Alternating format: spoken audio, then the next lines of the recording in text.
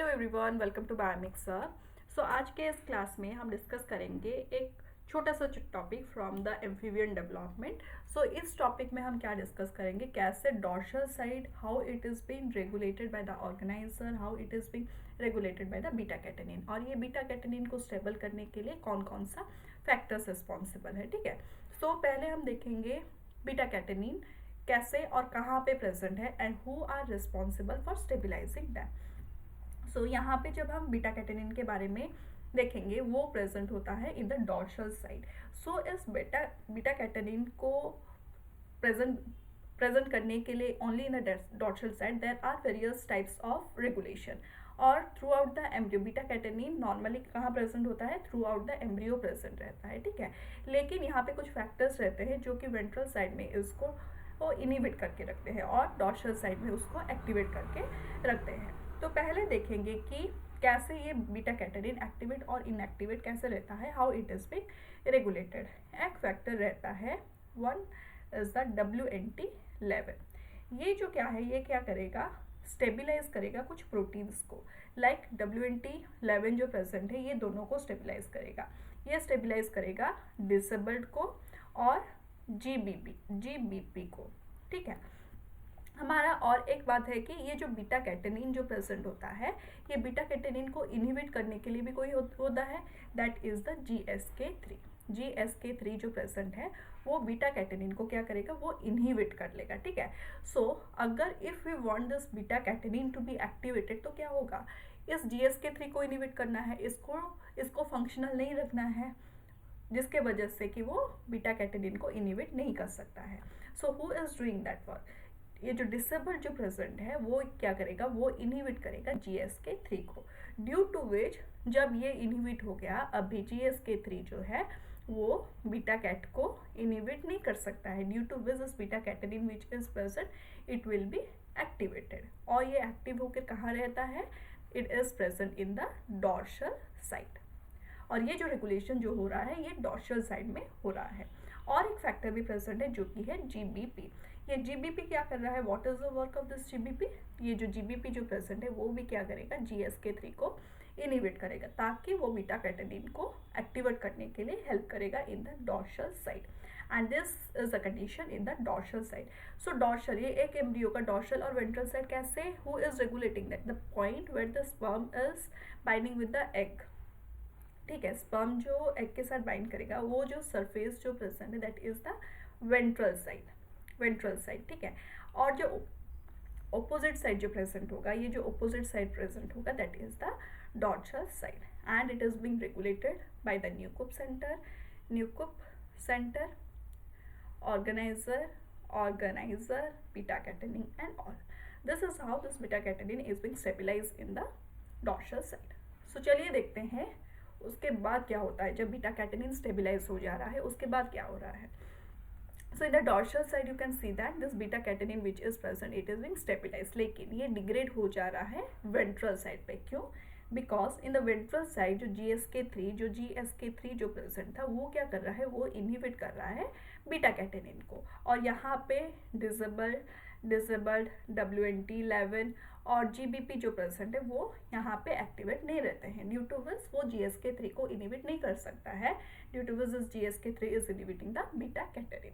ठीक है, सो यहाँ पे क्या हो रहा है in the ventral side, first of all see in the ventral side there is TCF3 proteins which are present.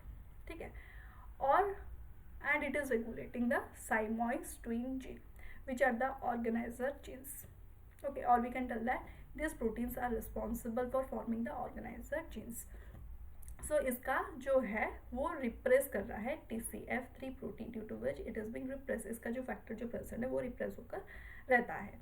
ये उस तक रिप्रेस करके रखता है जब तक बीटा कैटेनिन आकर TCF3 प्रोटीन के साथ बाइंड नहीं होता है। जैसे ही बीटा कैटेनिन जो प्रेजेंट है वो आकर बाइंड करेगा TCF3 के साथ, during that time what happens, there is synthesis of some of the genes. वो जीन्स क्या है, they are the siamois and twin genes. ठीक है, उसके बाद क्या होगा, ट्रांसक्रिप्शन के बाद होगा translation, due to which there will be formation of protein. यहाँ पे होगा formation of protein of the siamois and twin gene. ये जो प्रोटीन जो प्रेजेंट है वो क्या करेंगे, वो आकर बाइंड करेंगे और एक प्रोमोटर के पास। हु इज दैट, किससे बाइंड करेंगे, वो बाइंड करेंगे SMAD2 के साथ। ये जो SMAD2 जो प्रेजेंट है वो कहाँ से आया है, it has come from the TCA beta super family which is a paracrine factor. ये आकर कहाँ पे बाइंड करेंगे, वो SMAD2 के साथ आकर बाइंड करेंगे and they will help in the synthesis of some of the organiser jeans.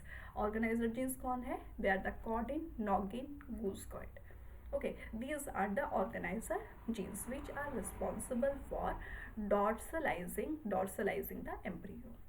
ठीक है, एक एक्सपेरिमेंट किया गया था for the noggin. What happens इस नॉगिन व्हेन एक एम्ब्रियो लिया गया था और उससे ट्रीट किया गया था, यूवी रेडिएशन दिया गया था। ठीक है, यूवी रेडिएशन के वजह से उसका डॉर्सल साइड जो प्रेजेंट है वो एक्टिवेट नहीं था, उसका डॉर्सलाइजेशन नहीं हो रहा था। During the time what happens, ये जो नॉगिन जो प्रेजेंट है, नॉगिन एमआरएनए को इंजेक्ट किया गया वो एम्ब्रियो में। ओके, इंजेक्ट किया गया एम्ब्रियो में। So what was the result, यहाँ पे जो डॉर्सल साइड जो डीएक्टिवेट हो गया था वो फिर से डॉर्सलाइज हुआ था when there was injection of the noggin mRNA inside the cell. Okay, so what happens if there is more amount of noggin, अगर नॉगिन का कंसंट्रेशन, ये जो ऑर्गेनाइजर जीन जो प्रेजेंट है, अगर इसका कंसंट्रेशन बहुत ज़्यादा रहेगा during that time what happens, the embryo जो प्रेजेंट है वो डॉर्सल, वो क्या करेगा, डॉर्सल एंड एंटेरियर टिश्यू बनाएगा और उस एम्ब्रियो के पास ventral and posterior tissues present नहीं रहेंगे। ठीक है, it is when the embryo is treated with the UV radiation and the dorsalization is removed or the dorsalization is deactivated because the cortical rotation, जो cortical rotation होना चाहिए था, for this dorsalization, it was not being done. Okay, cortical rotation नहीं हो रहा था due to the dorsalisation was not taking place. और ये डॉर्सलाइजेशन को करने के लिए नॉगिन एमआरएनए जब इंजेक्ट किया गया, सो वो ओवरकम किया वो डॉर्सलाइजेशन को करवाने के लिए। ठीक है, this was all about the dorsalisation of the embryo through beta catenin, noggin and और द ऑर्गेनाइजर प्रोटीन्स। ठीक है, so in the next video we will see how the BMPs are regulating the dorsal side of the embryo. Thank you everyone for watching this video. यहाँ पे आप देख सकते हैं कि और एक फैक्टर जो कि है BMP4। ये जो BMP4 जो प्रेजेंट है वो कैसे डिसाइड कर रहा है कि वेदर यहाँ पे फॉर्मेशन जो होगा वो डॉर्सल होगा या वेंट्रल होगा। सो एक एम्ब्रियो में तीनों स्ट्रक्चर्स प्रेजेंट होते हैं, 3 लेयर्स प्रेजेंट होते हैं, लाइक द एक्टोडर्म, एक होता है मेसोडर्म जो कि है मिडिल में प्रेजेंट रहता है, और नीचे वाले जो वेजिटल सेल के पास प्रेजेंट होता है दैट इज द एंडोडर्म। सो यहाँ पे एक फैक्टर है जिसका नाम है BMP4। ये डिसाइड करता है कि वो कौन से साइड में क्या फॉर्मेशन होगा। ठीक है, सो एक्टोडर्म मतलब ये ऊपर का जो रीजन जो प्रेजेंट है, एक्टोडर्म जो प्रेजेंट है, उसका डिफॉल्ट फैट क्या होता है, एक्टोडर्म का जो डिफॉल्ट फैट जो होता है, it is the neural tissue. ये न्यूरल टिश्यू का फॉर्मेशन कर रहा है। ठीक है, बट जब BMP4 प्रेजेंट रहेगा, जब BMP4 जब प्रेजेंट रहेगा वो क्या करेगा, वो एक्टोडर्म को क्या बनाएगा, एपिडर्मल टिश्यू बनाएगा। ठीक है, सो ये किस रीजन में एपिडर्मल टिश्यू बनाएगा, इन the ventral surface of the ectoderm को वो एपिडर्मल टिश्यू में बनाएगा। लेकिन वो डॉर्सल साइड में ऑर्गेनाइजर जो प्रेजेंट होते हैं, ऑर्गेनाइजर मॉलिक्यूल्स जो प्रेजेंट होते हैं, लाइक कॉर्डिन, नॉगिन, पॉलीस्टर्सन, कुछ भी हो सकता है, ये ऑर्गेनाइजर मॉलिक्यूल, ये क्या करेंगे, ये BMP4 जो प्रेजेंट है उसको इनहिबिट करेंगे, ड्यू टू विच BMP4 के प्रेजेंस में क्या होता था, एपिडर्मल टिश्यू हो रहा था। अब वो एपिडर्मल टिश्यू नहीं बनाएगा। ठीक है, वो एक्टोडर्म का जो डिफॉल्ट फैट था न्यूरल टिश्यू बनाने का, न्यूरल टिश्यू बनाने का डॉर्सल सरफेस वो न्यूरल टिश्यू ही बनाएगा, ठीक है। वो एपिडर्मिस टिश्यू नहीं बना सकता है due to the presence of the organizer molecules, ठीक है। सो कुछ फैक्टर्स रहते हैं, कुछ मॉलिक्यूल्स रहते हैं जो कि न्यूरल टिश्यू का फॉर्मेशन करेंगे। What are the molecules? कुछ मॉलिक्यूल्स है लाइक SOX3, FOXD4, न्यूरोजेनिन। ये कुछ फैक्टर्स होते हैं जो कि रिस्पॉन्सिबल है न्यूरल टिश्यू को फॉर्म करने के। This 3 are responsible for neural tissue formation, ठीक है। न्यूरल टिश्यू फॉर्मेशन के लिए ये तीनों रिस्पॉन्सिबल है। लेकिन बीएमपी जो प्रेजेंट होता है वेंट्रल सरफेस पे, इन सभी को वो इनहिबिट करके रखता है, क्योंकि इसको क्या बनाना है, इसको जो बनाना है उसको एपिडर्मल टिश्यू बनाना है। इसीलिए वो जो न्यूरल टिश्यू फॉर्मेशन के लिए जो जो जीन्स का रिस्पॉन्सिबल था और जो जिनका प्रेजेंस होना चाहिए था न्यूरल टिश्यू का फॉर्मेशन करने के लिए, वो सभी जीन्स को इनहिबिट कर रहा था BMP4। कौन सा रीजन में? इन द वेंट्रल सरफेस वो इनहिबिट कर रहा था, ठीक है ना। जो एपिडर्मल के लिए जो इंड्यूसर जो प्रेजेंट होते हैं, what are they are the BMPs। Epidermis को जो बनाने वाले हैं they are the BMPs। Epidermis को कौन बनाएंगे? BMP4 बनाएंगे। ये जो BMP भी जो प्रेजेंट है, there are different type of BMPs। Like कौन कौन से BMPs होंगे? BMP4 होंगे, BMP2 होंगे, BMP7 और एंड ADMP। इन सभी मिलकर क्या बनाएंगे? ये सब मिलकर this are the epidermal inducer. और ये जो एपिडर्मल इंड्यूसर कहाँ पे वर्क करेंगे? ये जो वर्क करेंगे वेंट्रल सरफेस में, ये सब वर्क करेंगे। तो ये जो BMP जो प्रेजेंट है वो भी डिफरेंट कंसंट्रेशन में प्रेजेंट रहेगा जब वो BMP ज़्यादा अमाउंट में प्रेजेंट है। When the concentration of this BMP, जब BMP जो प्रेजेंट है, BMP जब एब्सेंट है, टोटली वो एब्सेंट है, तो वो क्या बनाएगा? डॉर्सल सरफेस बनाएगा, डॉर्सल मेसोडर्म बनाएगा, ठीक है। When the concentration of BMP का अमाउंट जब लो है, एज कंपेरेटिवली लो है और मीडियम है, वो क्या बनाएगा? इंटरमीडिएट मेसोडर्म बनाएगा, then what will be happen? BMP का जब कंसंट्रेशन ज़्यादा हाई रहेगा, then what it will do? It will make the ventral mesoderm, ठीक है। BMP प्रेजेंट नहीं है तो यहाँ पे बनाएगा डॉर्सल मेसोडर्म। BMP थोड़ा अमाउंट में है, इंटरमीडिएट मेसोडर्म बनाएगा। और BMP कुछ भी नहीं है तो वो वेंट्रल मेसोडर्म बनाएगा, ठीक है।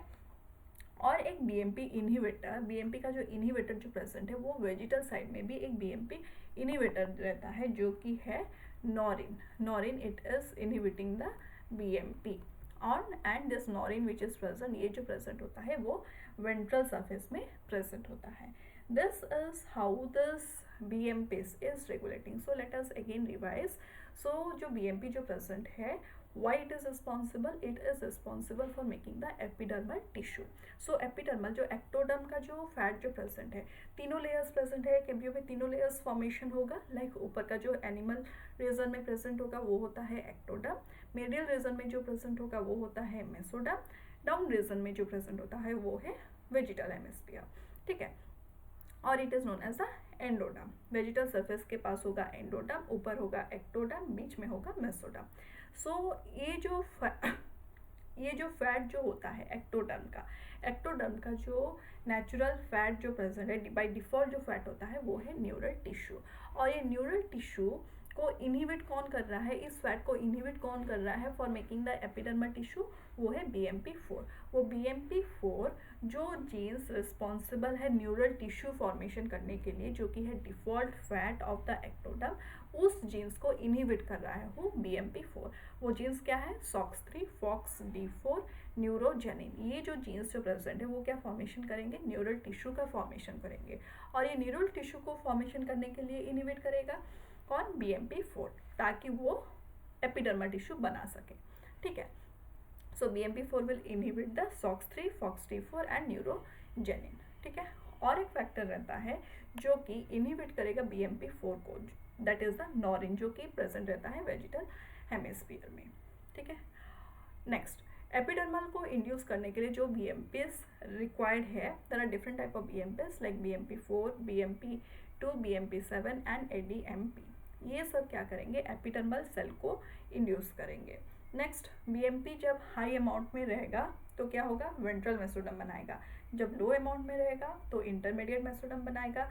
जब उसका प्रेजेंस ही नहीं है, BMP का प्रेजेंस ही नहीं है, then it will make the dorsal mesoderm. Okay, so BMP को इनहिबिट कौन कर रहा है, डॉर्सल साइड में BMP क्यों नहीं रह रहा है, बिकॉज कुछ ऑर्गेनाइजर जीन्स प्रेजेंट होके जो कि है डॉर्सल साइड में प्रेजेंट होंगे organiser molecules, whose examples are cordine, noggin and follistatin।